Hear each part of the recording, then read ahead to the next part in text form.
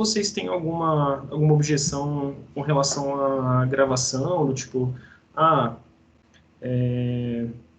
sobre a participação, né, de vocês na aula e tal, depois vocês podem falar comigo, tranquilo, me manda ali uma mensagem que a gente vê como é que a gente faz, tá bom?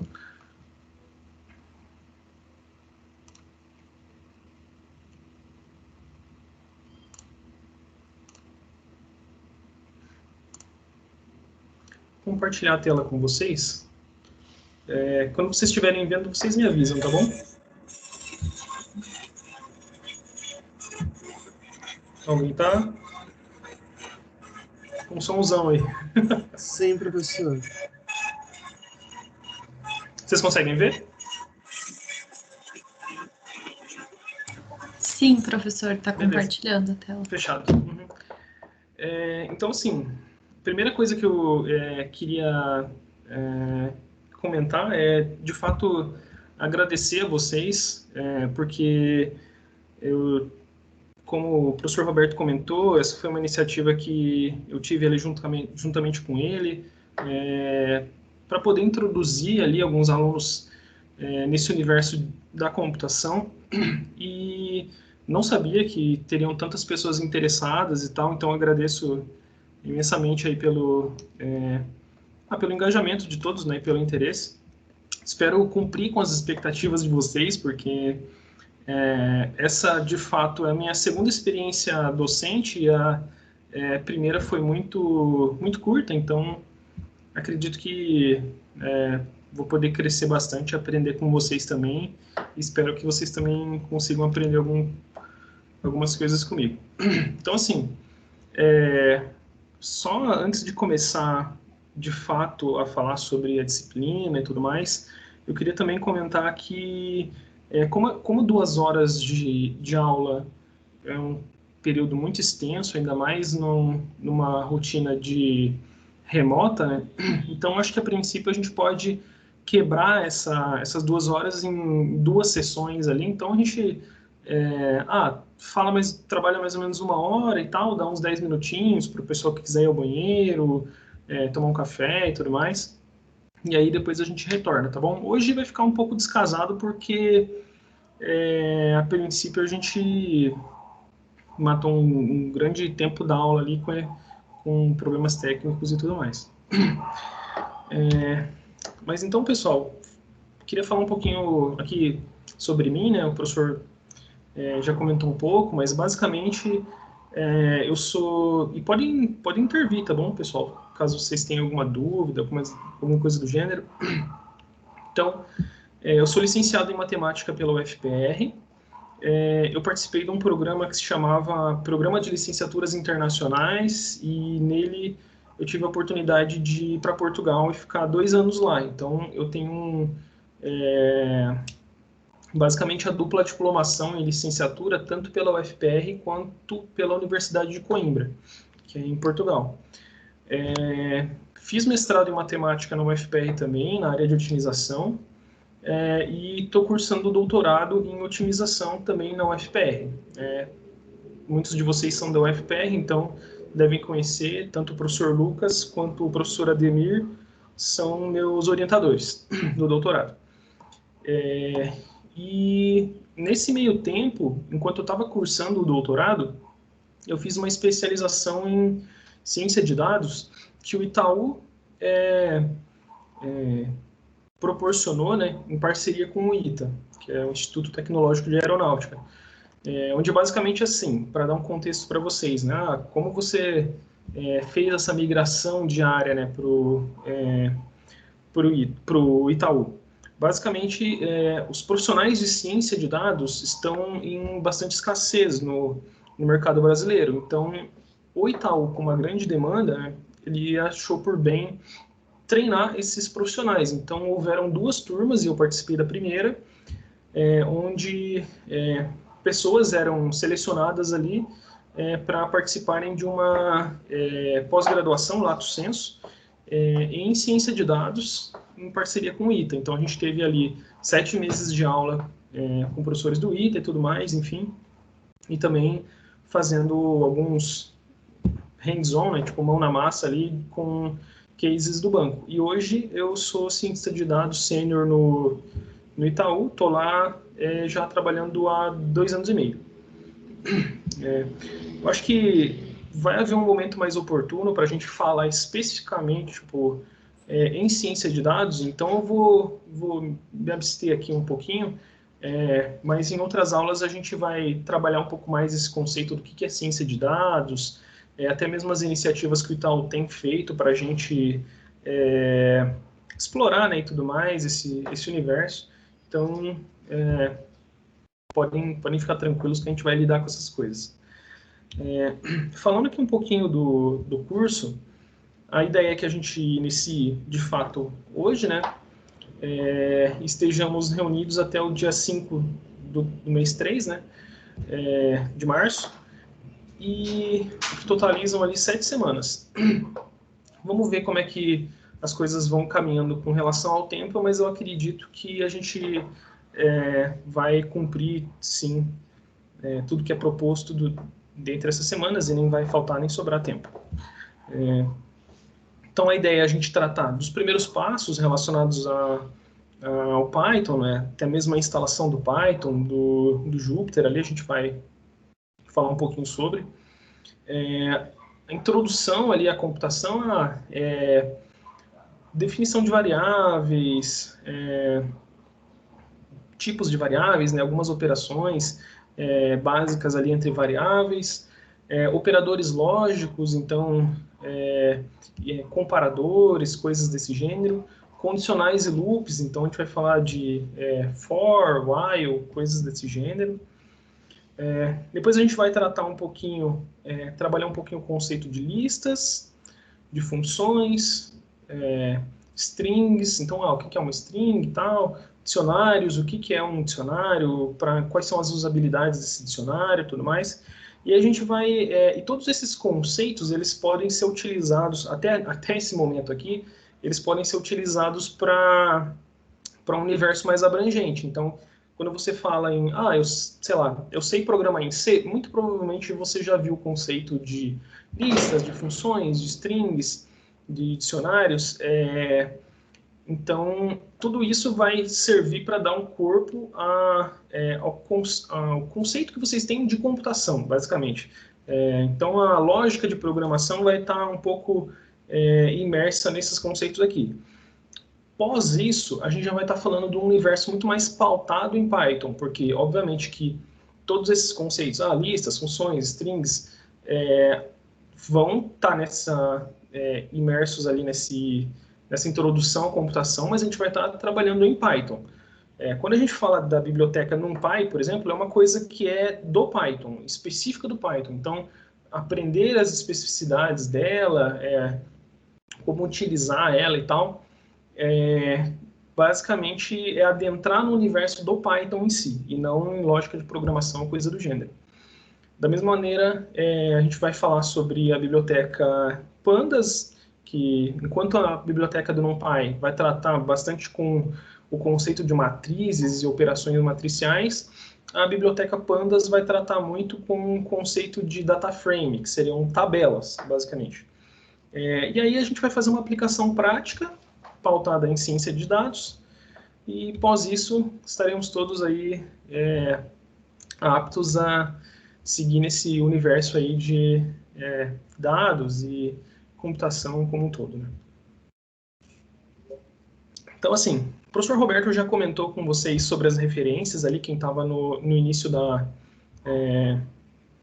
conversa pôde pegar, mas basicamente a gente vai estar com 2 referências de suporte, e aqui é mais para vocês lerem de fato, e é tipo um extra, né? Então vocês leem lá, tentem fazer os exercícios de lá, que muito provavelmente serão exercícios até mais complexos do que os que a gente vai abordar aqui, porque como o professor Roberto comentou, a ideia é a gente fazer um curso de introdução mesmo, não vamos querer tirar o couro de ninguém e tal, uma coisa bem tranquila, mais para vocês começarem a sentir ali o clima do que é o universo de programação. Então a gente tem esse livro aqui, que é um livro de um projeto aberto, então podem ficar à vontade, já está lá no repositório da UFPR Virtual para utilizarem. Ele está em inglês, mas é uma linguagem um pouco voltada para esse universo de programação e tal, então é até interessante para vocês que quiserem entrar nesse mundo, começarem a tatear também expressões que são específicas desse universo, né? Tem umas notas de aula do professor Marcelo, da UFRN, então, que essas estão em português, também são até mais pé no chão, assim, dá para acompanhar bem tranquilo, também vale a leitura. Aí eu queria fazer algumas observações para vocês, que algumas são mais clichês, talvez outras nem tanto, mas assim, a ideia é que, beleza, a gente tem aulas síncronas, né, nas segundas-feiras, das 17 às 19, creio que aí todo mundo já sabe. Como eu falei, a gente vai tentar dar um breakzinho ali, né, na metade, para todo mundo descansar um pouquinho a cabeça e tal. Eventualmente, se vocês não puderem participar da aula, tudo bem, porque as aulas vão ficar gravadas, e a princípio a gente não vai olhar para as presenças como um critério ali de aprovação, porque como a gente está tentando expandir, né, tipo, a chegada desse material, as pessoas e tudo mais, e a gente também sabe que muitas vezes vocês têm outras disciplinas que concorrem com essa aqui, e esse tem que ser visto como uma coisa extra, por assim dizer. Então, fiquem à vontade para, se vocês não puderem participar de determinada aula, assistirem depois, vir tirar dúvida e tal, tranquilo. A ideia é que vocês tenham estudos assíncronos de 2 horas semanais. Isso daqui também é bem discutível, porque vai depender muito de cada pessoa. Se vocês, eu quero revisitar a aula, eu quero refazer algum exercício que eu eventualmente não entendi, quero pegar mais exercício da internet e tal. Então, a ideia é que cubra ali 2 horas semanais de estudos assíncronos, não necessariamente isso vai ocorrer. E a ideia é que a gente tenha listas de exercícios a cada 2 semanas, então, se não me engano, essa primeira semana não conta, então a gente teria a segunda e terceira semana, na terceira semana uma lista de exercícios, quarta e quinta semana, na quinta semana uma outra lista de exercícios, e aí depois, a sexta e a sétima, a gente vai estar debruçado num case mais prático, então vamos seguir nessa linha.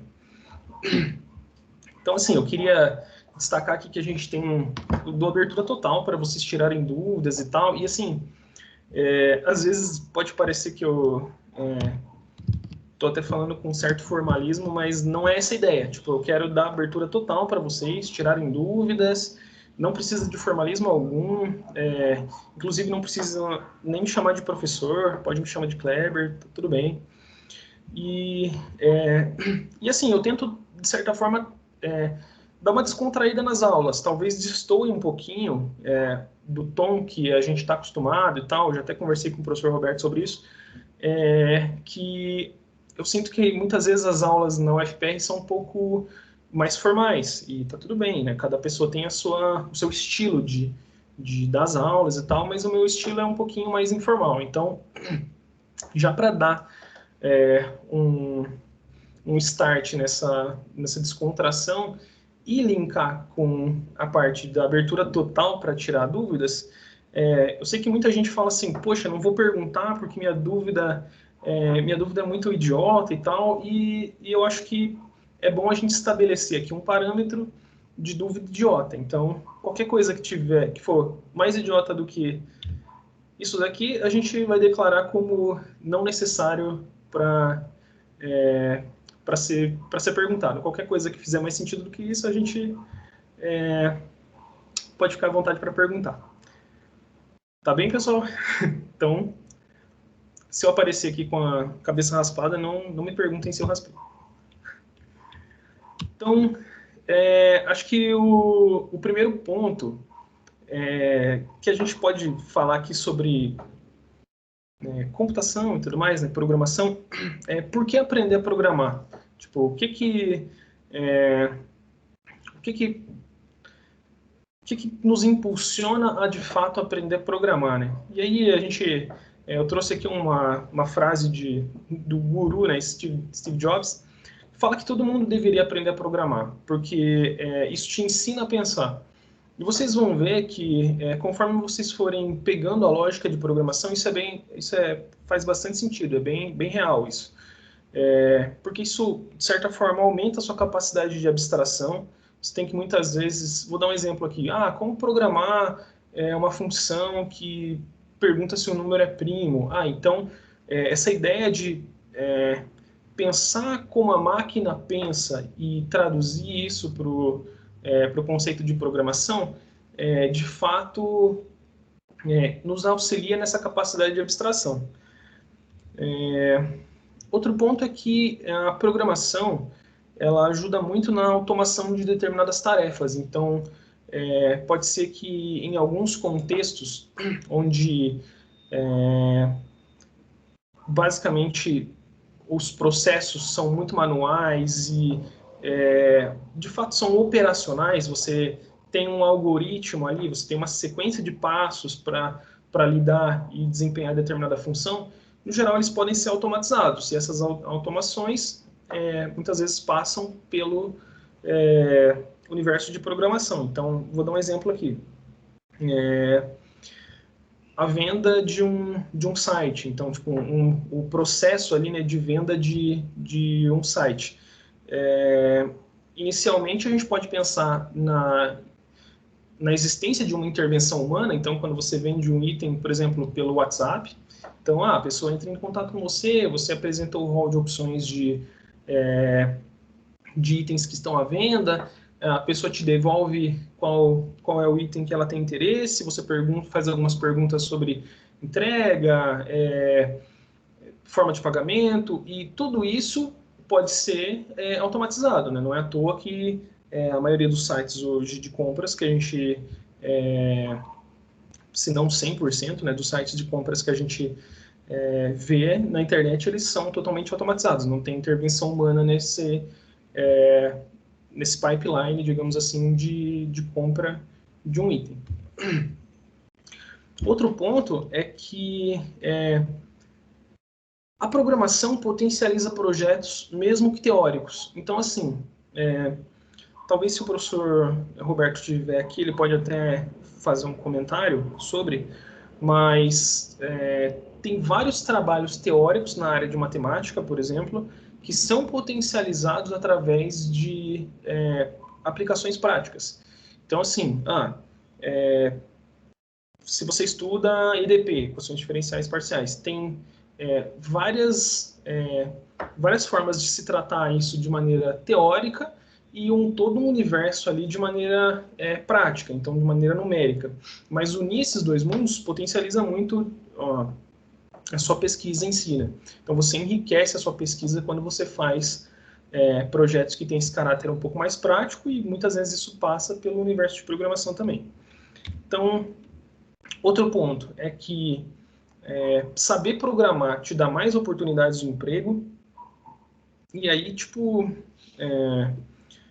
como o professor falou, né, eu acabei indo pro Itaú, e ele é um grande exemplo disso. O Itaú e muitas outras universidades, aliás, muitas outras empresas que têm esse viés de ciência de dados, ou enfim, nosso colega disse que ele consegue, ele sabe programar um site. Então, obviamente que essa também é uma oportunidade de emprego ali e tal, de geração de renda. Então, basicamente, a gente tem mais oportunidades de emprego ao saber programar. E aí a dúvida que se coloca é, mas por que o Python, né? Por que quando a gente escolheu o Python para ministrar essa disciplina aqui, né? Esse curso? Então a ideia seria, por que programar em Python, né? Então, eu acho que o primeiro ponto é que o Python é uma linguagem fácil de aprender.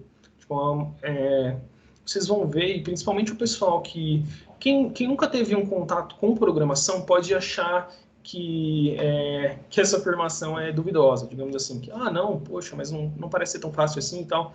Mas, por exemplo, para o pessoal que já sabe programar em C, como a gente viu ali algumas pessoas, fica bem claro quão mais fácil é desempenhar algumas funções em Python. E isso por quê? Porque em C você tem toda uma declaração dos tipos de variáveis, ele é todo implementado para ser extremamente rápido.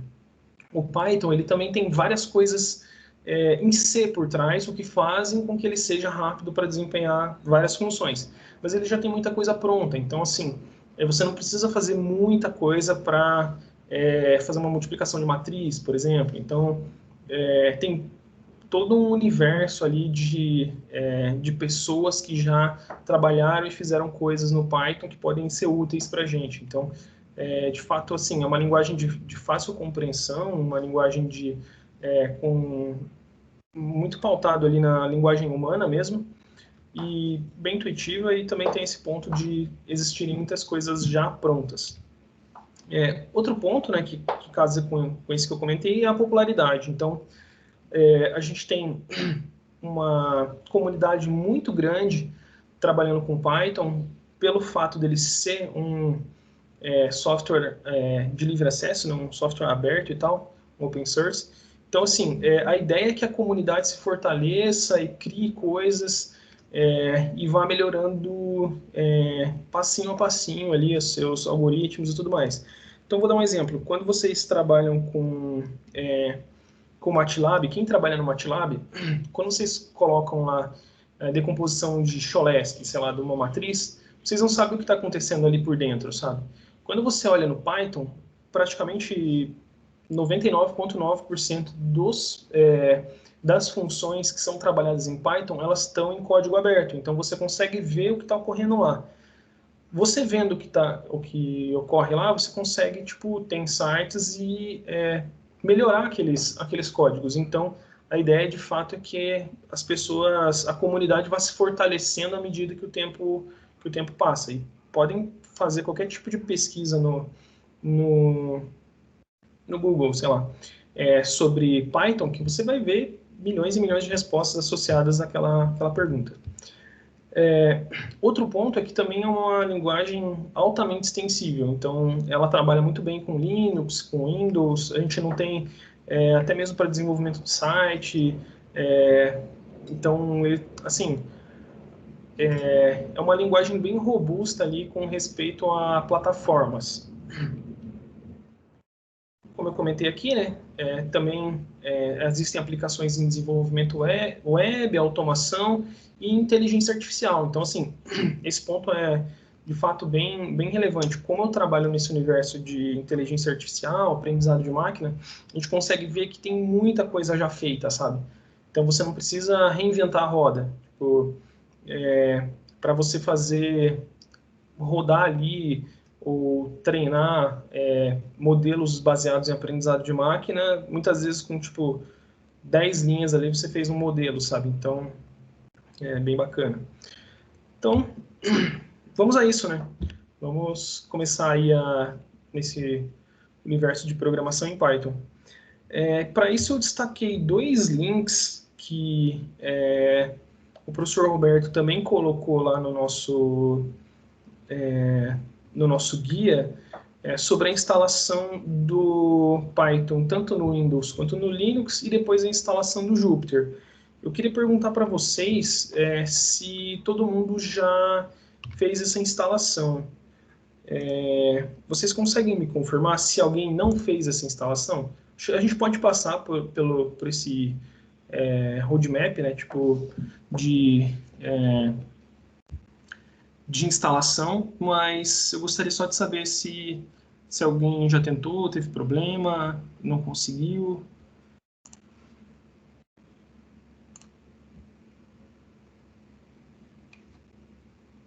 Vi a galera soltando umas risadas aqui.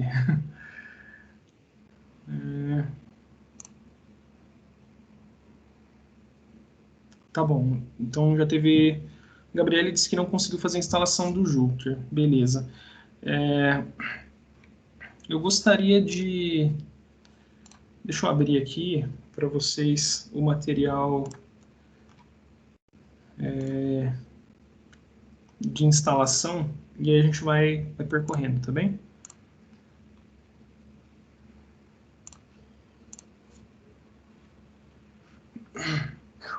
Ô, Gabriel, qual foi o seu sistema operacional? Qual é, né? Oi, boa tarde, professor. Eu tenho o Windows. Ah, legal. O Python, teve alguém que não conseguiu instalar o Python? Tipo, eu acho que vamos começar por aí, que talvez a gente possa pular essa etapa, né? Mas aí, a princípio, a gente tem aqui um guia de instalação tanto do Python quanto do Jupyter. É para o Jupyter ser mais simples, inclusive. No chat aqui para vocês o link de instalação do Python. Todo mundo, a princípio, conseguiu. Tipo, tô supondo que a ausência de respostas é uma confirmação. Então tá bom. Vamos ver aqui. Para a instalação do Jupyter, vamos ver quem.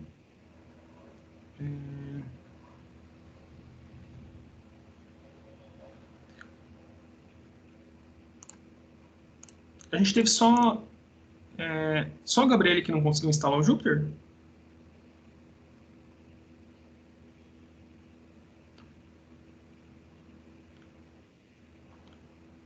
Boa. Então, outras pessoas também não conseguiram. Legal.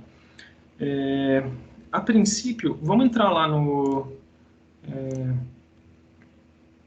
deixa eu compartilhar a tela novamente aqui. Vocês estão... Sim. É para a gente utilizar ambas as...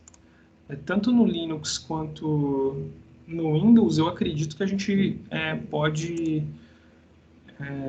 fazer a instalação via pip. Então, deixa eu... Então, basicamente, a ideia é colocar esse pip install notebook aqui no prompt de comando, né? Ou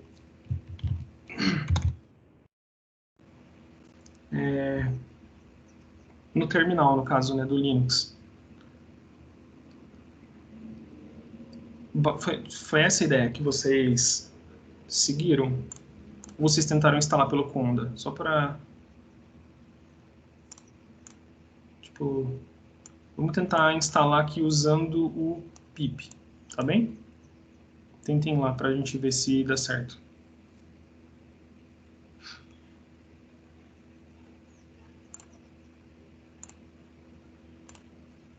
Ô, Kleber, tem alguns alunos aqui dizendo que conseguiram pelo Conda, tá?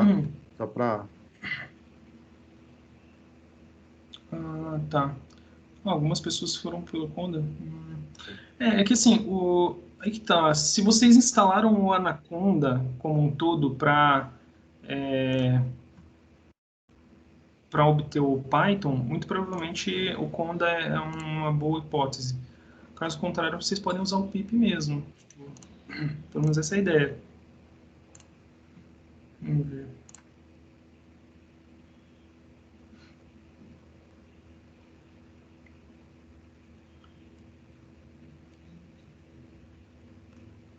Tá bom. Vamos ver aí quando...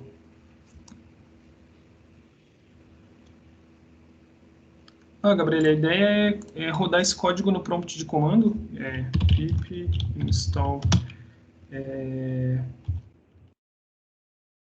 e rodar, pronto, tipo assim. E aí depois dele rodar, tipo, se não apresentou nenhum erro, o Jupyter Notebook está instalado.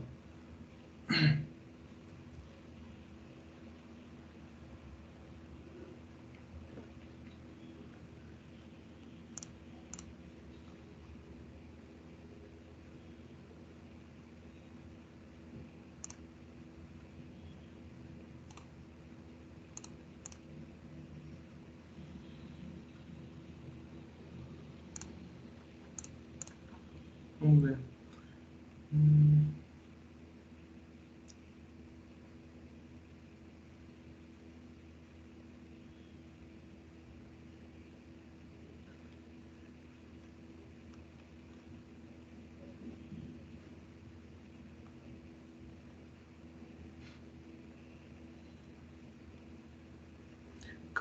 Caso vocês estejam tendo problema com quem não conseguiu instalar ainda, que tiver problema, comenta aqui no chat que a gente vai tratando ponto a ponto, que eu acho que a gente tem tempo. Tranquilo.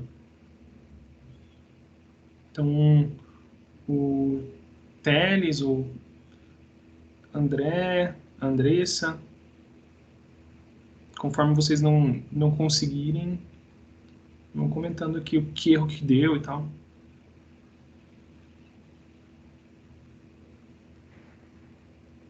E outra coisa também, esse pessoal é todo mundo Windows aí ou alguém está usando o sistema operacional, gente? Vocês? Só porque se alguém, né? Porque se alguém estiver usando o sistema operacional, aí o Kleber dá a dica aí como é que faz em outro sistema operacional. Tá todo mundo no Windows? O pessoal que está tendo problema? Ou a gente tem alguém em Linux? Aí, o André tá com Linux. Tá bom. André, deixa isso. Eu também me bati, assim, comigo, eu tenho, qual a sua versão do Linux, André? Qual a sua versão, que versão que você tá? Ubuntu, Mint? Ubuntu, qual Ubuntu? Eu fui instalar meu Ubuntu, também tive um probleminha também, cara. Olha lá, tem um erro ali, Kleber chegando. Tá, vamos ver aqui. Professor. Invalid sintaxe.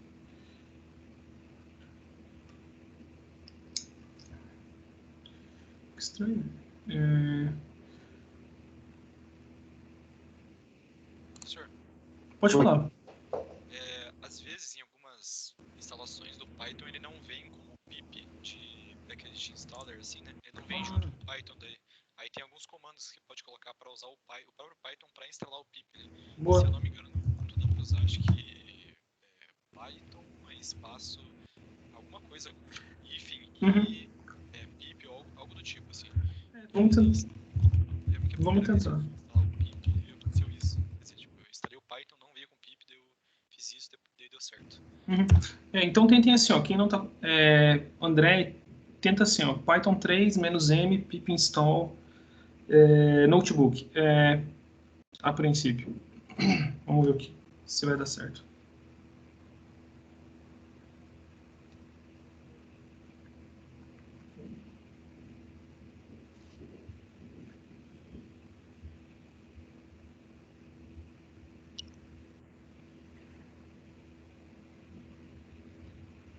Obrigadão, Nicolas. Faz bastante sentido mesmo.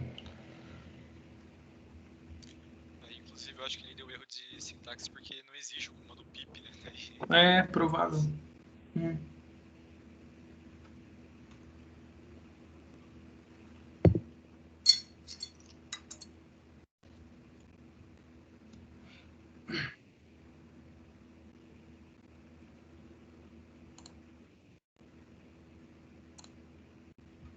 Opa. Tem que botar sudo. Tá. O André tem que botar o sudo, né? Então, sudo apt-get. É verdade. Isso. O Kleber deve manjar mais do que... Kleber deve entender mais do que eu essas coisas. Tem que botar um sudo. Deixa eu procurar aqui também. Eu tô no outro computador. Tem que buscar um sudo. No caso do André, eu acho que tem que... Deixa eu pegar aqui. Eu tenho que dar uma olhadinha também. Deixa eu ver o que eu acho aqui, tá?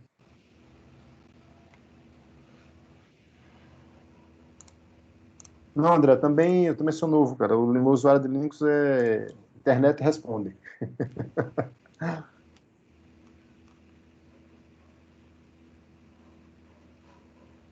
Vou buscar aqui, tá?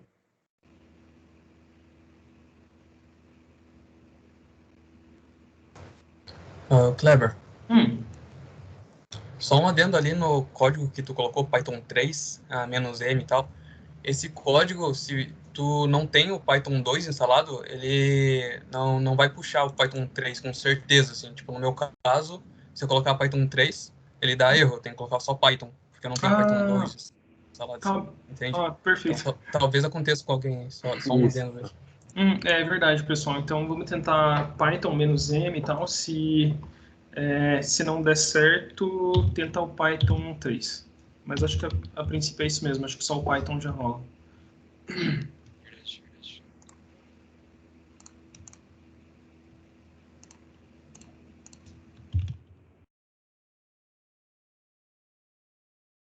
Vou dar aqui.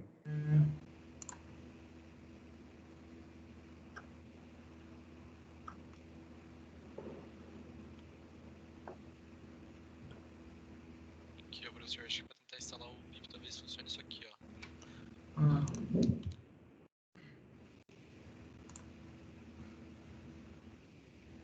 Isso, para você aí, André. exato. Eu vou até colocar aqui um link que fala sobre a instalação do Jupyter Notebook no Ubuntu 18.04. Apesar de ser um pouquinho mais recente do que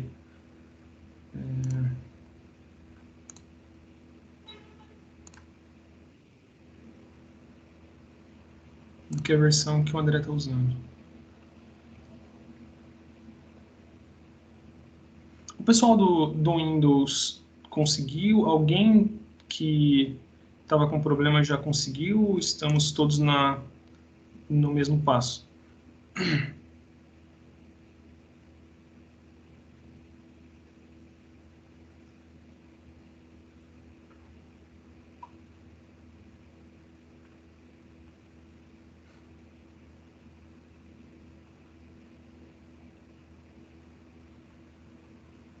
A Gabriele conseguiu instalar, por exemplo? O Isadora?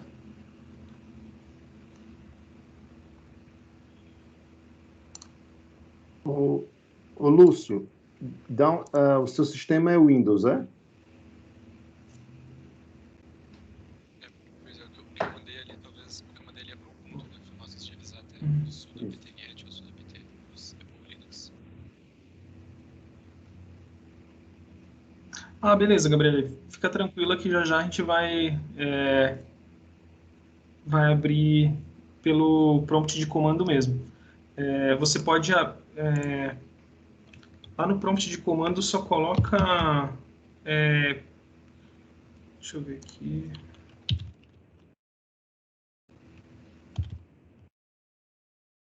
Professor Ju, notebook. Isso. Para quem não está conseguindo encontrar, como a Gabriele, eu basicamente lá no prompt de comando coloca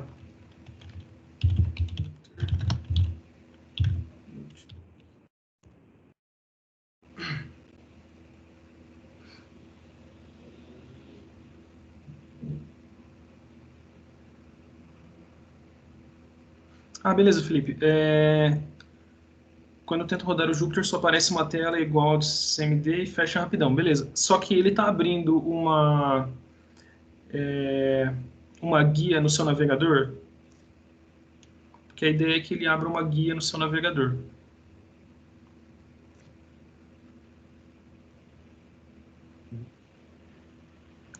Com relação ao Felipe ainda, assim, no meu computador, ele faz assim, ó, se o Chrome estiver fechado, ele não consegue abrir. Aí eu tenho que deixar o Chrome aberto, para depois, primeiro eu abro o Chrome, depois é que eu dou o comando ali, Jupyter Notebook. Se o Chrome estiver fechado, ele não abre, ele não consegue abrir, sabe, essa janela do Chrome.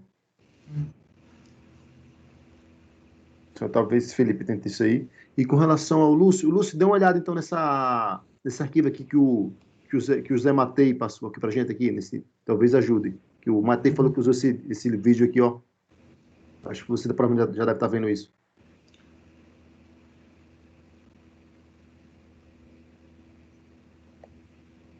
Gabriela, você conseguiu abrir por esse comando aqui, no prompt de comando?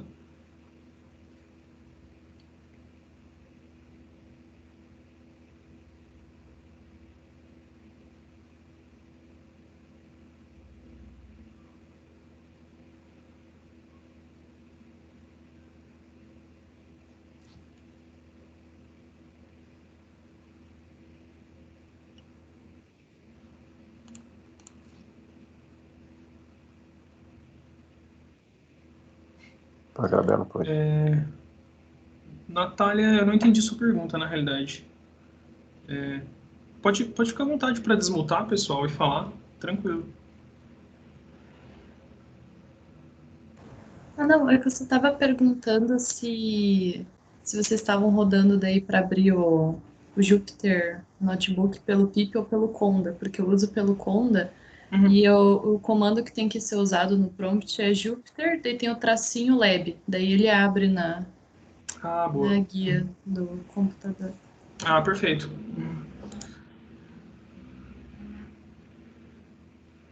Tipo, na realidade o Jupyter Lab, ele é, tipo, meio que uma segunda versão ali que encapsula o Jupyter Notebook. Tudo que a gente for rodar, no Jupyter Notebook, ele roda no Jupyter Lab também, mas ele tem algumas outras extensões e tudo mais.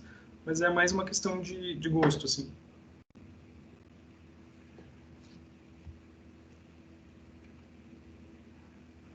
O erro ainda persiste para alguém? Que a gente pode ir tratando pontualmente.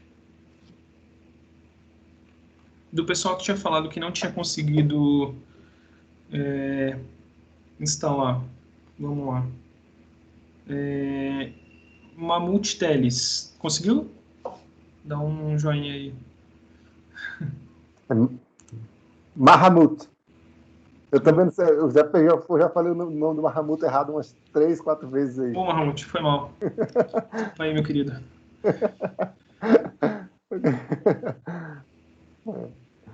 Não, inclusive, hoje mesmo eu falei o nome dele errado, eu tive que perguntar o nome dele hoje, mais cedo, quando ele entrou. Antes, eu acho que você tinha saído, na hora que você saiu, ele entrou. Aí eu tava conversando com ele. Vamos ver quem mais.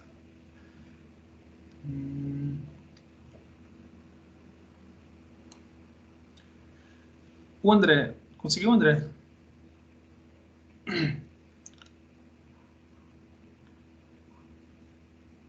E a Andressa também. Vamos lá, pessoal. Podem desmutar aí, falar que sim, que não. Vamos.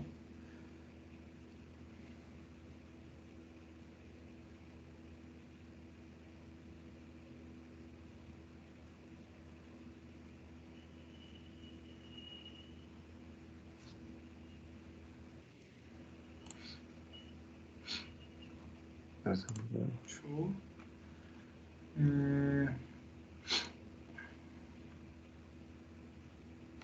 Também a gente tem o Daniel. Tá. Aqui. Tarará. Show. Daniel foi. Pode ser o André. André, como é que tá a situação aí, André? Lúcio também, né? Lúcio falou que tinha dado problema.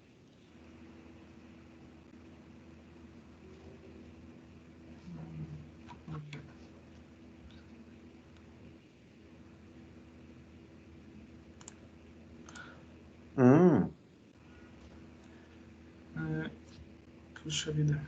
Mas você tentou. André, você conseguiu acessar ali aquele link do Medium que eu te passei? Que eu passei aqui no chat? Ele fala um pouquinho sobre a instalação no Ubuntu. Pode ser que te ajude.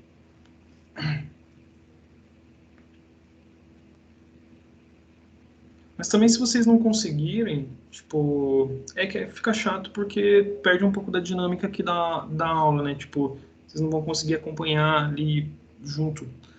Mas a ideia seria, vocês podem colocar lá no fórum depois, eu acredito que o pessoal aqui também pode ajudar e tal, Sim, mas sim. Sim. o Lúcio também não conseguiu, o Lúcio tá no Windows, né? Poxa, que estranho.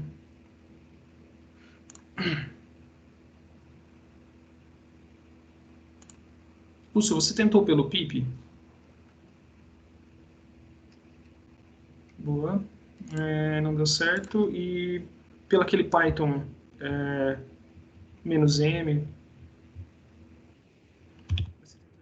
esse Python "-m".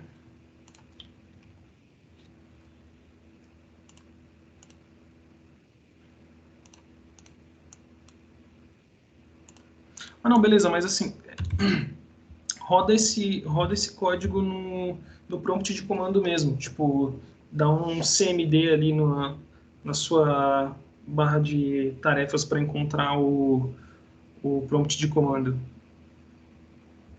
E aí roda no prompt de comando mesmo. Tipo, que é a tela preta, mas não com rodando Python, né? Tipo.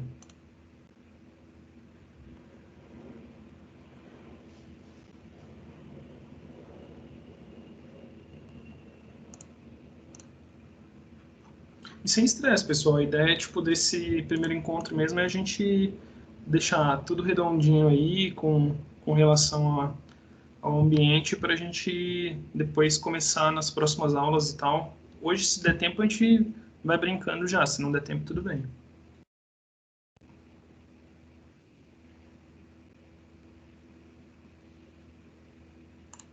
Tá. E tenta isso daqui, então.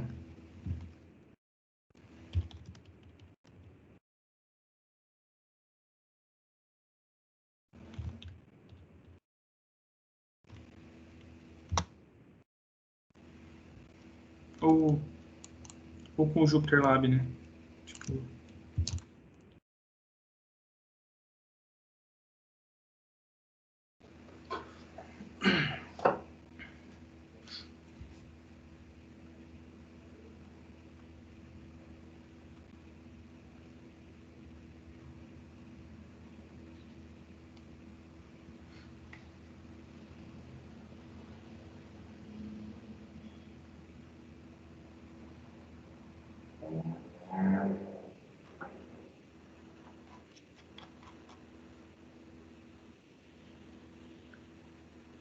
caramba, não tô encontrando nem o Python.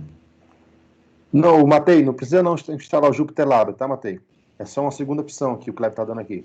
Não, ou instala o Jupyter Notebook ou o Jupyter Lab, tipo, meio que tanto faz. Professor, talvez dá para usar em vez de comando Python, Py só, PY. Eu acho que talvez no Windows seja esse comando em vez de Python, eu acho, não sei. Tá, então vamos tentar.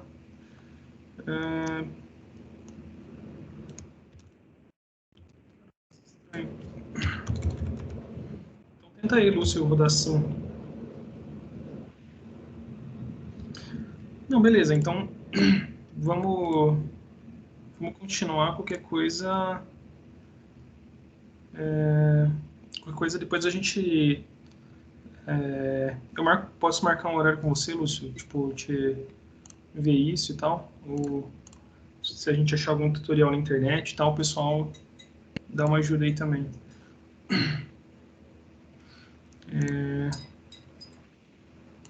Então tá bom, todo mundo conseguiu. Ah, o Lúcio falou que deu.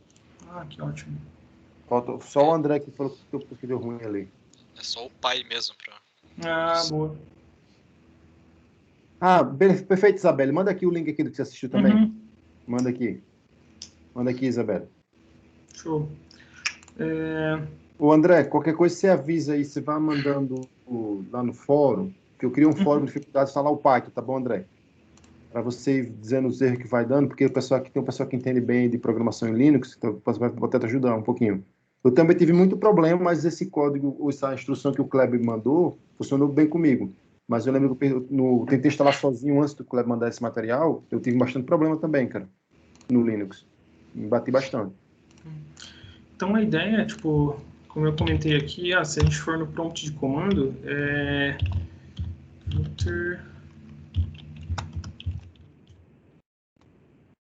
a ideia é que ele abra uma página nesse estilo aqui. Como o pessoal comentou ali, pode ser que altere um pouquinho. Se deu erro, tenta com o com tracinho, ou o Jupyter Lab, no caso, né? Caso vocês tenham instalado o Jupyter Lab.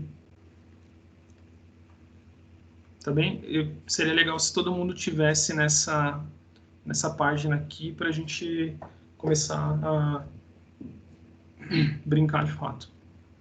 Tipo, então, com exceção do André, todo mundo conseguiu chegar nessa página aqui? Tipo...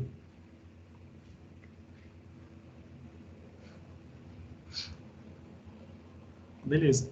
Então, assim, a ideia é que aqui a gente possa ir navegando, tipo, pelas pastas e tudo mais. Então, eu vou colocar aqui, nosso material, e vou abrir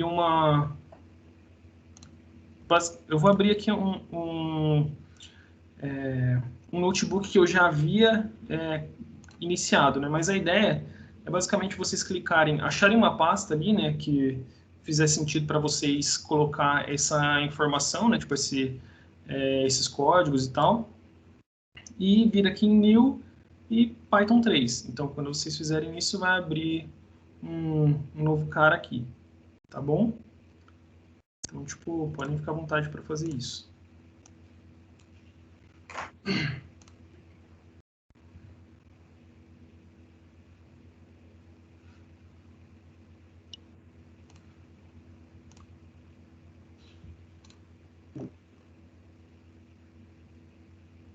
Ah, tá.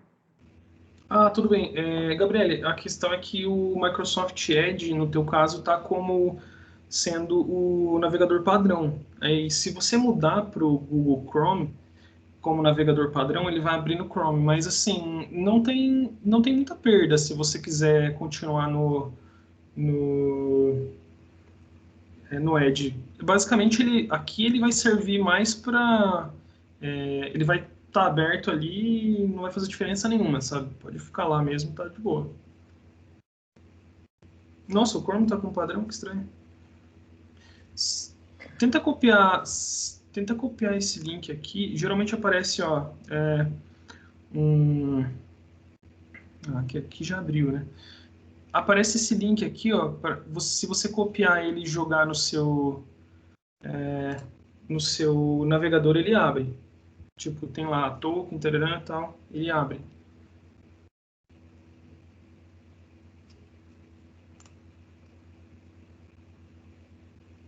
Samara, pode ser em qualquer pasta. É que depois a pasta onde você colocar é que você vai encontrar esses arquivos para você visitar depois e tudo mais. Então, é a pasta que faça mais sentido para você, no caso.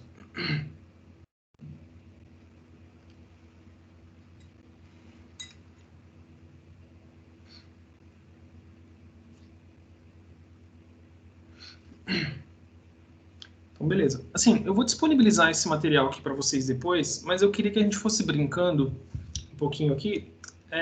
E assim, a ideia agora é, como eu falei, só fazer uma ambientação de fato do Jupyter e tudo mais. Então, assim, o primeiro ponto é, poxa, mas o que o Python tem a ver com o Jupyter, né?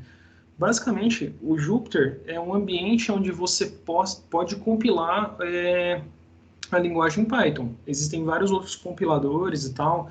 Muita gente que programa prefere, inclusive, outros compiladores. O legal do Jupyter é que, assim, ele tem...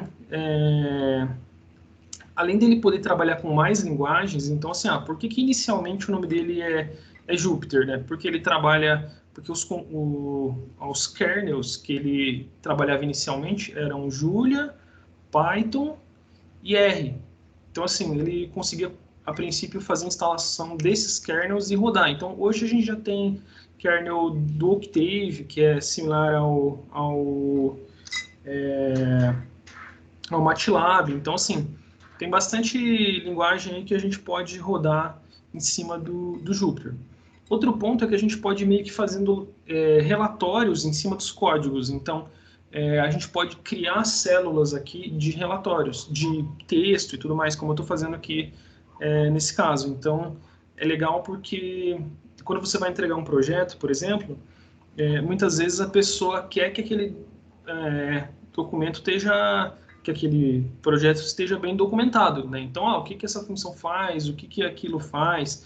Você quer colocar um gráfico no meio ali de um código. Então, isso o Jupyter te proporciona fazer esse tipo de coisa. Então, assim, eu vou colocar aqui esse link para vocês, Eu vou disponibilizar essa aula aqui para vocês depois, tranquilo, para vocês irem trabalhando, né? Enfim, tipo, revisitando. Mas eu já vou colocar esse link aqui para a introdução ao Jupyter Notebook, para vocês irem olhando durante a semana. É mais uma questão de, quais são as células que... sei lá, o que eu posso fazer, né? Como é que eu crio, de fato, uma célula de texto? Como é que eu coloco uma célula a mais? Então, assim, vou dar um exemplo para vocês aqui. Você pode vir aqui em célula e colocar... Ou não, aliás, colocar insert... insert, tipo assim, colocar uma célula antes, colocar uma célula depois. Só que assim, tudo isso, como dá para ver aqui, ele pode ser feito com shortcuts, né? Então, tipo, se eu apertar B, ele já está criando células que vão me auxiliar ali a rodar os códigos e tudo mais. Então, se eu colocar A, ele vai criar células para cima. Se eu clicar 2 vezes em D, ele vai deletar a célula em questão. Vocês estão conseguindo acompanhar essa parte? Tipo, estão conseguindo criar células, excluir células? Beleza. Está funcionando aqui. Fechado. Então, assim, como é que a gente faz uma coisa desse gênero aqui, né? Eu quero colocar um texto no lugar. Esse cara aqui me diz que tipo de célula que eu estou trabalhando. Então, aqui, eu estou trabalhando com uma célula do tipo código. Se eu colocar Markdown, eu estou trabalhando agora com uma célula em Markdown. Então, eu posso colocar esta célula... Opa. Então, e ele roda em Markdown mesmo. Então, se eu fizer, tipo... x ao cubo mais 3x, ele compila isso, ele compila text. Tá bom? Então, isso que é legal. Tipo, você pode colocar um text no meio do código ali, tipo, então para ficar mais claro o que você está fazendo. Então, isso é interessante de fato. Tá bem? Qualquer dúvida que vocês tiverem, acho que a gente pode ver de fato através desse link aqui, ou a gente vai batendo as dúvidas ali no fórum de dúvidas da semana, bem tranquilo. Então, acho que o primeiro ponto aqui, para a gente brincar um pouco, como toda aula de programação, né, começa com um print, né, do Hello World. Então, basicamente, o que a gente está fazendo aqui? Print é impressão, né? Impressão de uma determinada mensagem. Quando eu quero declarar essa mensagem, e depois a gente vai ver que isso é a definição de uma string, a gente coloca ela entre plicas. Então, assim, entre parênteses, né, ou entre plicas. Se eu quiser colocar aspas simples aqui, né, também funciona. Então, difere.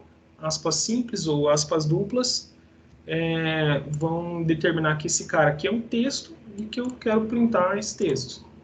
Tá bem? Então, e pessoal, como eu comentei, fiquem totalmente à vontade para tirar dúvidas, tá bom? Então aqui, acho que o primeiro passo para a gente começar a falar de programação e tudo mais é falar um pouquinho sobre variáveis. Então, variáveis basicamente são espaços reservados na memória para armazenar dados que serão utilizados durante a execução de um programa. Então, assim, efetivamente, quando eu defino uma variável, eu estou definindo no meu computador um espaço ali de memória para uma entidade. Então, eu falo assim, olha, aqui nesse espaço de memória, eu estou referenciando essa entidade aqui. Quando eu falar, por exemplo, quando eu falo A igual a 3, então, eu estou fazendo o seguinte, aqui só um ponto quando a gente digita coisas aqui para a gente, de fato, rodar esse código, você pode segurar, se você só apertar Enter, ele vai fazer isso aqui, tá bem, gente? Então, Então, vocês podem apertar Alt e segurar o Alt e apertar Enter, daí ele vai fazer isso e gerar uma nova célula. Ou, se vocês segurarem o Shift e apertarem Enter, ele não vai gerar uma nova célula. Tipo, ele vai só rodar e passar a célula. Então, assim, quando eu falo que A igual a 3, por exemplo, eu estou reservando na memória do meu computador um espaço para A, e eu estou falando que ele vai guardar essa entidade aqui, 3, tá bem? Então, como o texto comenta aqui, essas variáveis podem ter valores de diversos tamanhos e tipos, tais como inteiros, números reais, caracteres, frases. Então, a gente vai passar aqui por todos os tipos de variáveis nativas do Python e a gente vai basicamente descobrindo, né, um pouquinho desse universo. Então, quando eu falo que A igual a 3, eu quero, por exemplo, print A. Então, beleza. Então, ele entendeu que... Deixa eu só verificar aqui. A tecla de atalho para compilar, você pode segurar, se a célula está selecionada, segura o Shift e aperta Enter. Tá bem, Felipe? Qualquer coisa, manda de novo aqui, mas essa é a ideia. Então, quando eu printo aqui, print A, eu estou querendo que ele imprima quem é A. A igual a 3, então beleza, ele printou 3. Tá bem? Então, basicamente, vamos ver aqui. O João está com um problema aqui na compilação. João, de fato existe um Python 3 aqui no seu kernel? Está escrito Python 3 aqui? Está escrito. Uhum. Tá. Então, se você puder colocar um kernel e restart, ele vai reiniciar o kernel, porque muito provavelmente deve estar com algum probleminha no kernel, que não está rodando. Tipo, quando fica um asterisco aqui, é que ele está rodando. Aqui a gente não consegue ver... se vocês conseguirem notar aqui, o asterisco fica bem rápido e já vira 10, 11 e tal. Esse asterisco indica que ele está compilando, ele está tentando entender aquela frase. Como uma coisa simples aqui, some muito rápido. Pode ser que o kernel esteja quebrado nesse caso. Se você, depois de reiniciar o kernel, tenta fazer o teste, ver se dá boa.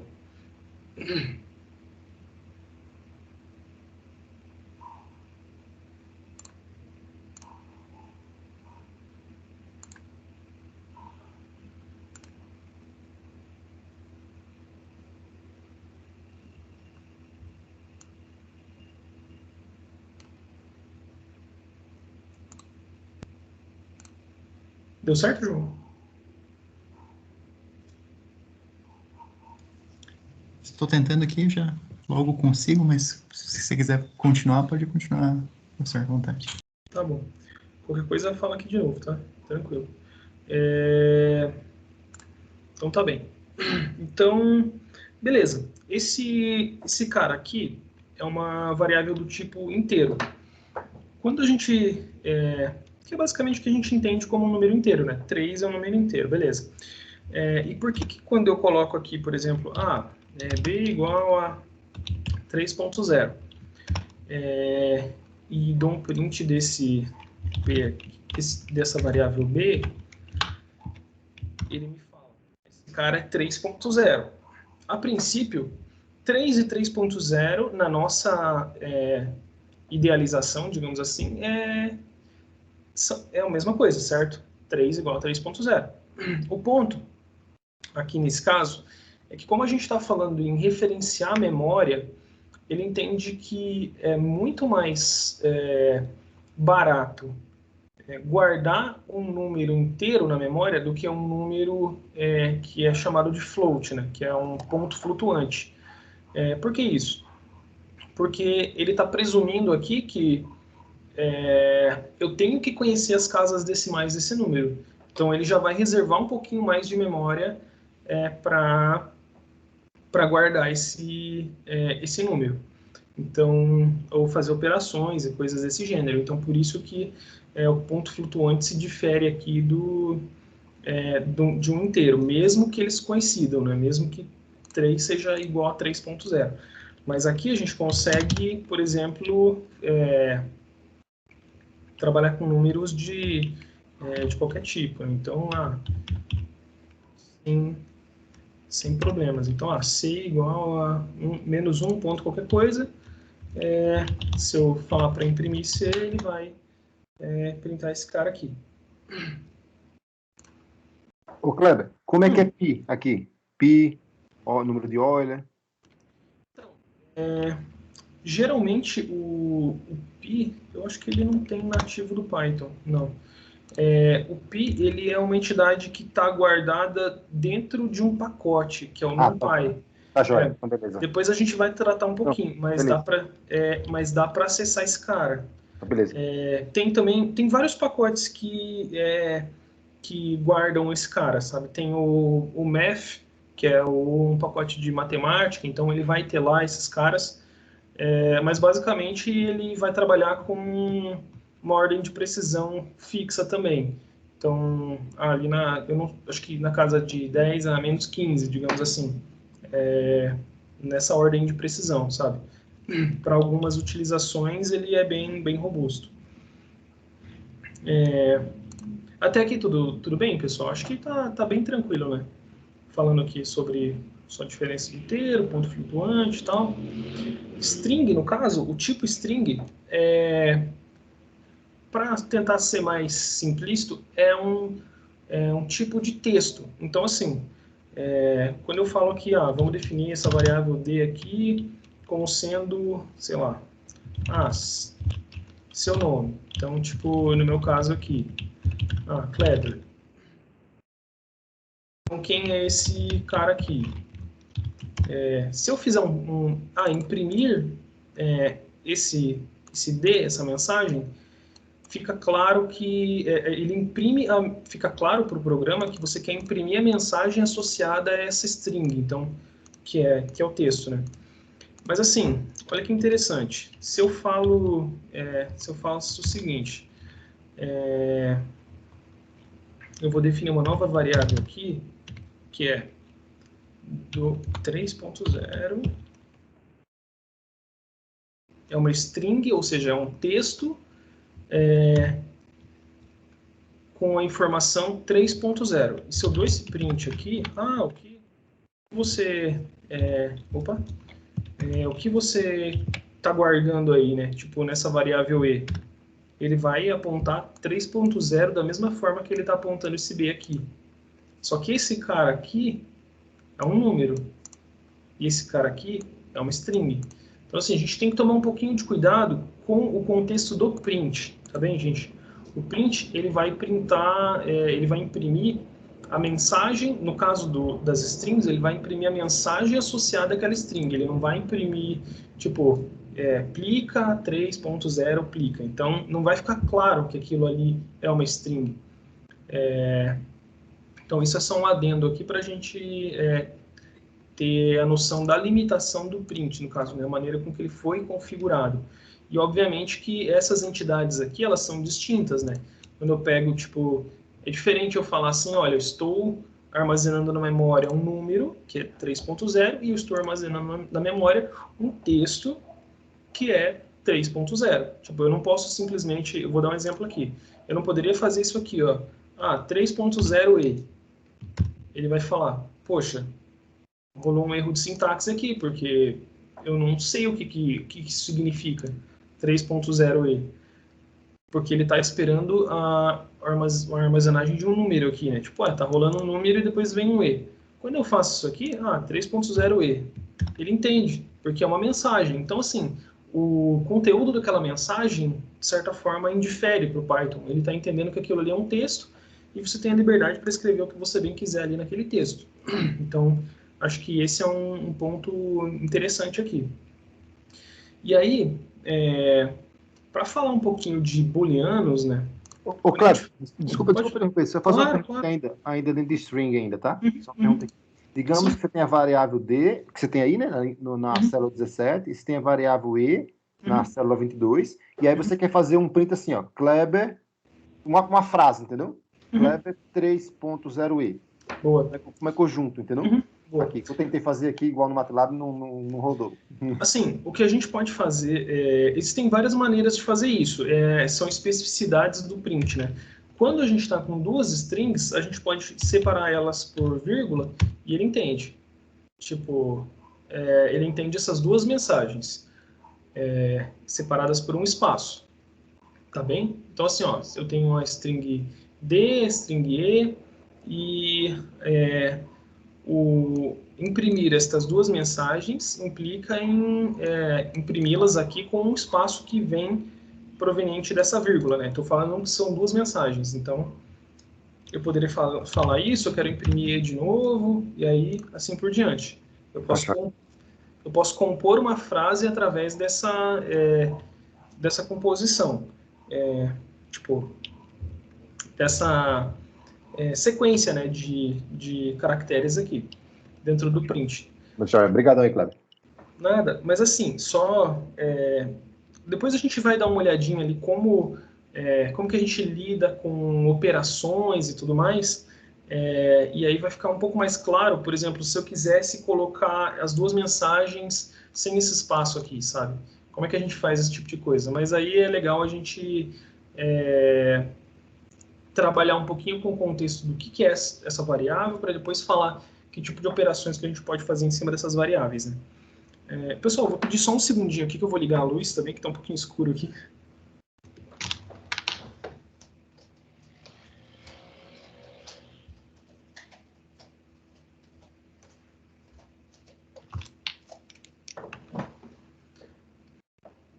Boa, voltei. Até aqui tudo bem, pessoal? Temos alguma dúvida e tal? Tá tranquilo. Podem falar, fiquem à vontade para desmontar aí Kleber, eu tava tentando rodar, que nem você fez ali com o Markdown, né? Que faz a parte, sei lá, do x ao cubo, alguma coisa assim. E ele não tá fazendo isso, ele tá deixando com... Tipo, ele não tá escrevendo na forma matemática certa. Mas você colocou aqui no Markdown? Sim. Tá, vamos lá. E você foi, tipo, você colocou esse símbolo aqui? Ah, sei lá. O cifrão aqui? Ai, faltou fechar, tá explicado. Tudo bem. Ok, achei. Obrigada. Nada. Basicamente, quando você abre um Markdown, ele vai simular mesmo uma linguagem LaTeX. Então, tipo, qualquer coisa que eu fizer aqui vai estar embasada no LaTeX, né? Então, tipo, dois cifrões, vão fazer com que o texto seja centralizado. Então, ele vai respeitar todas as regras ali do LaTeX. Tem algumas especificidades, mas são coisas bem pontuais. Então, quando a gente fala em booleano aqui, o que a gente está pensando? Em valores lógicos. Então, vamos lá. Só um ponto aqui, tipo, para não ficar falando f, as variáveis d, e, f, g. Se eu falar assim, ó, e igual a qualquer coisa, e igual a 4, eu acabei de sobreescrever na memória esse valor à minha variável e. Então, assim, essa mensagem que existia aqui se perdeu, tipo, na minha variável e. Agora, quando eu faço isso aqui, print e, o meu e agora é 4. Eu falei para ele assim, cara, não é mais do meu interesse guardar essa mensagem aqui nessa variável. Eu quero guardar essa aqui. Logo, eu sumi com essa mensagem aqui. E uma coisa que...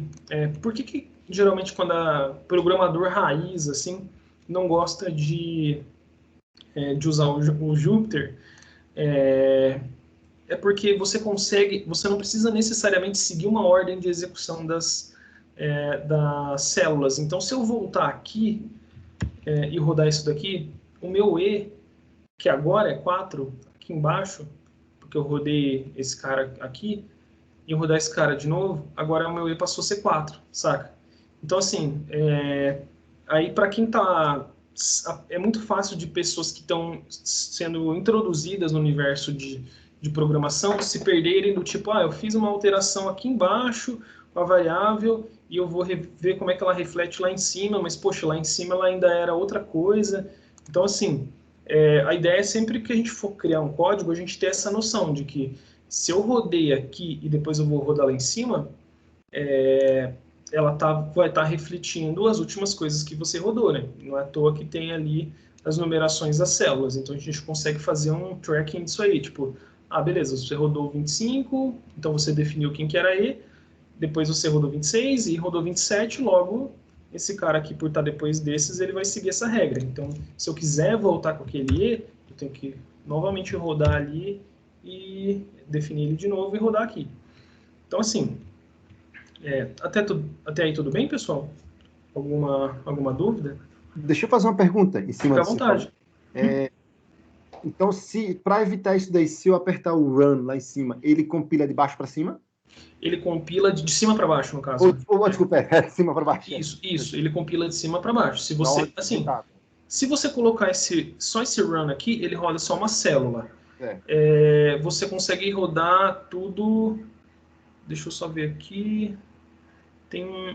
Você pode fazer esse restart run all. Basicamente, o que ele vai fazer é reiniciar o seu kernel. Ele vai excluir todas as variáveis que estão em memórias e tal, e ele vai rodar tudo. Ele vai rodar de cima para baixo. Sequencial, exato. Digitada, tá, joia? Isso, exatamente. Então, assim... Porque você falou um troço aí, cara, que ia doer muito minha cabeça aí, que tá acostumado à programação sequencial, assim, linha, tá joia. Não, exato. A gente tem que sempre tomar esse cuidado. E, assim, até mesmo no banco eu já vi alguns casos de ter uns truquezinhos, né? Tipo assim, da gente mesmo se embaraçar com coisas desse gênero, porque, você tá mexendo no código lá em cima, depois lá embaixo e tal, daí, tipo, quando você vê, você alterou uma coisa de maneira não sequencial, né?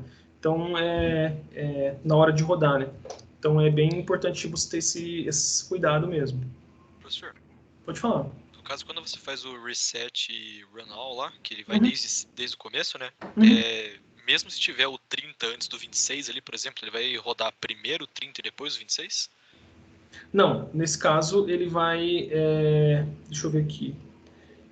Isso, exato, ele vai rodar primeiro o 30 e depois o 26. Ele vai zerar todos esses caras aqui. Tipo, eu vou fazer os números vão atualizar, né? Eu acho. Isso, eles vão ser atualizados. Eu vou só... Assim, se eu fizer isso agora, vamos até tentar aqui, tá tudo bem a gente brincar um pouquinho aqui. Restart run all. O que ele vai fazer aqui? Ele vai tentar rodar, ele vai rodar tudo até achar um erro, ou se ele não achar erro, ele vai rodar tudo. Então, como tinha esse erro aqui, ele vai rodar até aqui. Então, assim, vamos só suprimir esse erro. O B agora vai passar a ser 3.0 e eu vou fazer isso. Então, restart run all. Então, ele vai basicamente restartar todo o kernel ali e vai rodar todos os caras. Então, pode ver que tá uma sequência aqui que eu nem não pude definir, né? Basicamente é sequencial. Então, 1, 2, 3, 4, 5. Então, ele só não... Assim, ele não coloca as caixinhas aqui nos markdowns, porque eles são fixos, né? Ele não precisa fazer nada ali. Então, basicamente, é isso. Ele vai rodar tudo na ordem. Tá? Então, querendo ou não, ainda assim é uma programação tradicional, só que essa história de você poder colocar uma linha em cima e tudo mais é só pelo visual mesmo, né? Isso, exato. É mais do tipo assim, se você fizer alguma alteração aqui embaixo em algum programa e você voltar lá em cima para rodar, você tem que saber que aquilo ali que você fez não foi sequencial, sabe? Tipo, se eu tenho vários processos a serem rodados e eles não estão aqui de maneira sequencial, pode ser que dê um problema, sabe? Então é meio que nessa pegada. Sim, quando você faz o run normal, ele só dá o run da próxima célula ou da célula que está selecionada? Da célula que está selecionada. Então, sei lá, se eu faço isso aqui, ele rodou a célula que está selecionada e ele vai para a próxima célula. Se você ficar clicando aqui, ele vai rodando. Tá bem? Entendi. Então, meio que o único jeito de você não correr esse erro aí de se embaralhar nas sequências é resetando o kernel mesmo, mas, enfim, aí é outra história. Exato. Ou, tipo, vindo aqui na primeira célula e rodando tudo, né? Tipo, não necessariamente você vai precisar restartar o kernel, mas você tem que rodar ali, tipo, sequencialmente. Entendi. Agora, falando um pouquinho sobre booleano, o que a gente quer aqui dizer quando a gente fala num valor booleano? Basicamente, a gente está falando sobre valores lógicos. Então, sei lá, eu vou criar uma variável aqui com o valor true. Então, basicamente, são esses caras que a gente pode falar. True e false. Então, esses caras são booleanos. E, tipo, o que eu faço com isso, né? Vão existir alguns momentos e tal, que a gente vai ver mais pra frente, onde esses caras são primordiais. A gente também pode fazer lógica proposicional a partir de caras desse gênero aqui. Mas uma coisa legal que a gente pode ver já vou criar um booleano a partir de uma comparação. Sei que vai fugir um pouquinho do que a gente está falando aqui, mas assim, vamos fazer esse E aqui como sendo 3.0 e esse B como sendo 3.0. Só que aqui ele é um float, aqui ele é uma mensagem. Se eu faço a seguinte pergunta para o Python, será que B é igual a E? Eu não posso fazer B igual a E assim, porque ele vai me falar o seguinte: você quer associar ao espaço B a entidade E, o valor de E. Então, para eu perguntar se duas coisas são iguais, eu coloco dois iguais. Então, eu falo assim, B é igual a E? Tipo, vamos voltar aqui e ver quem é B, quem é E, e a gente falou que, poxa, a gente quase caiu aqui no conto de que esses caras são iguais pelo print, porque o print me dá uma mensagem, mas quando eu rodo esse cara, ele fala, não, eles não são iguais. Por que eles não são iguais? Porque o B é um número e o E é uma mensagem. Então, assim, a gente é uma string. Então, a gente consegue fazer comparações e o Python ele entende que essas coisas são diferentes. Só o print que está configurado para, quando existe uma mensagem, printar sua mensagem. Então, imprimir a mensagem. Então, ele dá essa falsa impressão de igualdade. Tá bem? Então, a gente consegue criar booleanos a partir de comparações. A gente vai ver isso com mais calma depois. Mas a ideia dos booleanos que a gente tem aqui é o verdadeiro ou falso, né? Tipo, não foge muito do que a gente vê na matemática. Tá bem? Alguma dúvida aqui, pessoal? Não? Tudo tranquilo? Então, assim, tem um cara também que o valor vazio, ou o pessoal chama também de dado do tipo nulo, né? É basicamente eu fazer isso aqui, ó. Eu chamar um cara de known. Esse known é uma entidade também nativa do Python. Ele entende esse cara aqui como sendo o ninguém, sabe? É o vazio.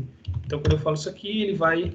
Inclusive, ele nem me fala a mensagem, né? Tipo, se eu rodar esse X aqui, vocês viram que quando eu rodeio ele, aparece, né? Quem que é esse cara? Rodei esse cara aqui, ele nem me disse. Então, vamos print X. Aí ele printa a entidade known. Mas assim, se eu falo, vamos rodar só o X aqui, ele não faz nada. Esses caras fizeram, porque basicamente ele é a entidade vazia, tá bom? Então, é basicamente isso. E obviamente que, como eu falei, o print dá umas enganadas, porque se eu pegar a mensagem known e perguntar se ela é igual à entidade known, é falso, né? Então, é meio que a gente tem que ter essa noção, tá bem? Esse known aqui ele vai ser útil também em alguns contextos, mais para frente a gente pode tratar deles com mais calma, mas a gente consegue trabalhar com essa entidade também de maneira esperta, vamos dizer assim. Aí é um ponto aqui. Pode falar. Professor, uma dúvida que eu tenho aqui é a seguinte: o único propósito dessa divisão em células é para tipo, eu quero executar só essa linha aqui do código do programa para ver o que ela faz exatamente. Mas tipo, se eu quiser escrever um código inteiro em uma célula só, tipo, não tem diferença nenhuma entre eu fazer tipo pedaços separados dele em células separadas, né? Exato, não tem diferença alguma. Tipo, se você, vamos dar um exemplo aqui. O que o nosso colega está dizendo é tipo, se eu quisesse rodar essas 4 células aqui, o conteúdo dessas células aqui juntas, né? Então, só deixa eu ver como é que eu faço isso. Se você segurar em células e apertar Shift M, ele dá um merge nas células. Só foi para ficar mais rápido mesmo. Mas se eu quiser rodar, tipo, todo esse conteúdo aqui, ele roda. Então, tipo, basicamente eu poderia fazer todo uma sequência de caras aqui e rodar, ou rodar ponto a ponto, tá bem? Então é mais uma questão de você se organizar, ou como o nosso colega disse, tipo, você saber o que está acontecendo só naquele step, né? Tipo, do código. Tá bem, pessoal? Que é bem útil, inclusive, né? Exato. Ficando grande o negócio, aí fica útil demais. Tipo, tem um conceito, né, que a gente chama de debugging. Tipo, seria que debugar o código, né? Tipo, encontrar os bugs ali, os erros associados ao código, isso é bastante útil. Você saber o que está acontecendo só naquele pedacinho e tal. É bacana. Uma coisa que eu queria comentar aqui é, por exemplo, a gente sabe que a relação de igualdade na matemática ela é reflexiva, né? Então, se eu falo assim, se eu digo que B igual a 3.0, então 3.0 tem que ser igual a B, certo? Mas se eu fizer isso aqui, isso dá errado. Então, assim, essa sintaxe está errada. Por que isso? Tipo, a maneira com que... a gente não está falando da operação de igualdade, como a gente estava falando disso daqui, né? Essa daqui é a operação de igualdade. Quando eu falo, se esse cara é igual a esse, então esse cara tem que ser igual a esse. Essa relação aqui, ela tem que ser reflexiva, tudo mais, tipo, transitiva. Isso daqui só está me dizendo que eu vou associar num local, na memória do meu computador, o valor que está à direita situado, digamos assim, no cara da esquerda, né? Tipo, eu vou referenciar o cara da direita pelo da esquerda. Então, quando eu estou falando isso, dá errado, porque assim, eu não posso guardar a informação x nessa variável aqui, na variável 0, porque o 0 é um número. Então, tipo, eu não posso fazer isso, sabe? Tenho que ter, de fato, um nome de variável. Então, tipo, se fosse B0 é o nome de uma variável, por exemplo. 0 não é o nome de uma variável, 0 é um número. Então, assim, a gente tem que tomar esse tipo de cuidado na hora de declarar variáveis, sabe? Então, ficou claro para o pessoal, para todo mundo, o que aconteceu aqui? Então, basicamente, se eu fizesse assim, x igual a 0, beleza, eu estou referenciando, eu estou dizendo que o x agora vai ter um lugar na memória denominado x, que tem o valor 0. O contrário, a gente estaria tentando fazer o contrário, mas isso não é uma maneira errada de sintaxe aqui, né, para a declaração dessa variável, tá bem? Pessoal, acho que a gente chegou ao fim do tempo, né? Mas só para dar um contexto aqui da próxima aula que a gente vai falar, a gente vai falar um pouquinho sobre type, que a gente vem falando aqui, né? Que declara o tipo de variável, vamos falar um pouquinho sobre conversões, operações, E aí depois a gente vai fazer alguns exercícios, tá bem? Então, nessa próxima aula a gente vai se focar nessas coisas. Eu vou disponibilizar para vocês o código aqui até esse ponto, tá bem? E aí depois a gente vai estar no repositório lá da UFPR Virtual, e aí na semana que vem a gente termina de rodar, rodar esse pipeline aqui, tá bem? Esse notebook. A Isabelle perguntou, sim, eu vou disponibilizar sim, tá bem? Podem ficar tranquilos. Ficou alguma dúvida, pessoal? Tipo, com relação à estrutura do curso, sei lá, maneira de avaliação, alguma dúvida que vocês queiram pontuar aí? Ou tá tudo tranquilo?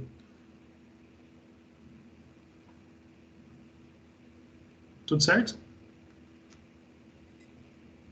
Então, beleza. Acho que a gente conseguiu avançar relativamente bem essa aula, dados os impasses que a gente teve ali que eram já esperados, né, com relação às instalações e tudo mais. Caso o pessoal ainda esteja com problema na instalação,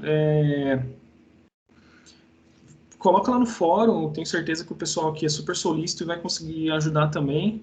E, como eu comentei, no UFPR Virtual vai estar lá esses códigos também, pessoal.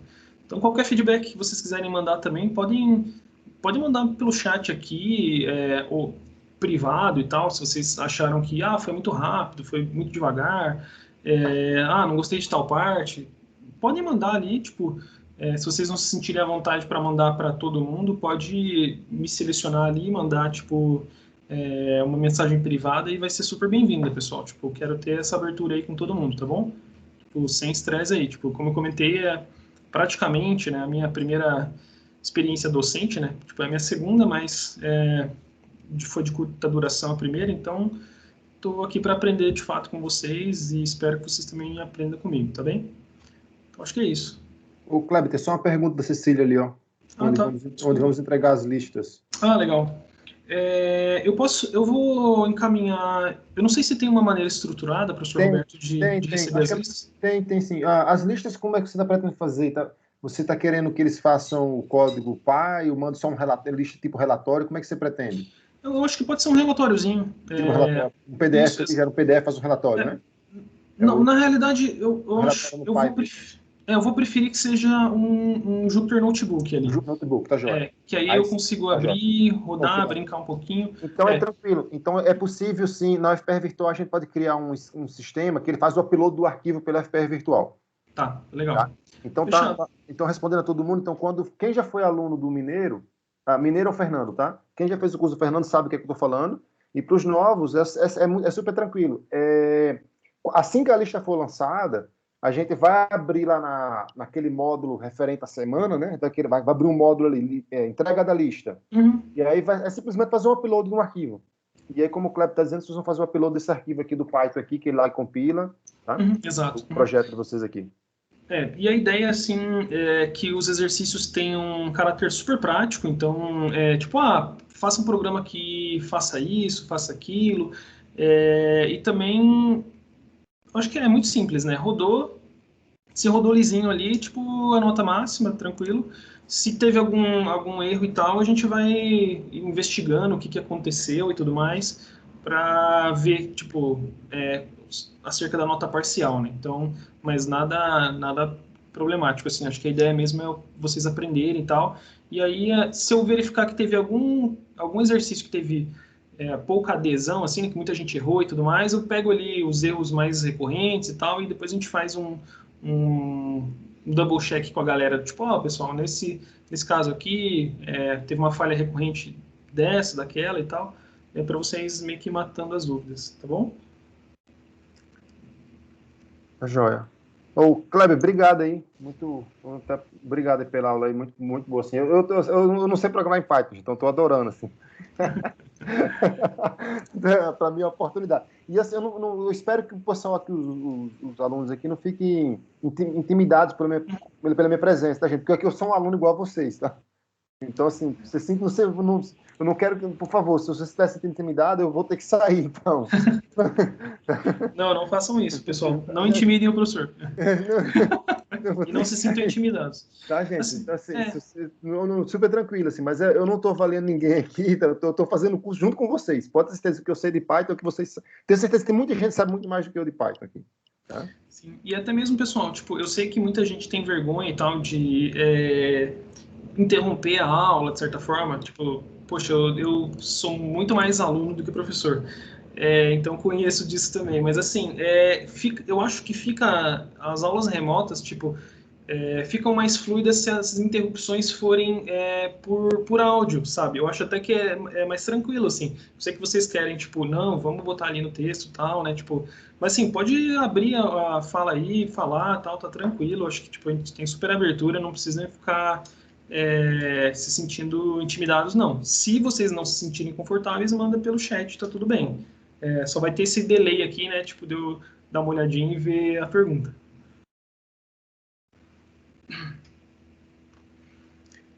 Fechado então, pessoal? Fechou então. Até Acho mais que é aí. isso. Então, até mais, pessoal. Vou falar uma coisinha aí para o pessoal que tá no chat. Aí, que a gente tem o grupo do Whats lá com... Opa. Agora, antes era Fundamentos da Matemática, né? Agora é da Introdução à Computação na Matemática. Aí, se tiver alguém que não tá lá, tá aí o link, tá bom? Isso é bom. Joia. Show, pessoal. Valeu, então. Então, uma ótima semana para vocês, tá bom? A gente se vê na semana que vem. O Fórum de Dúvidas tá lá. Qualquer coisa é só falarem, tá bom? Joia. Falou, então. Até Tchau. mais aí, pessoal. Valeu, gente. Tchau, Boa semana tchau. pra todo mundo aí.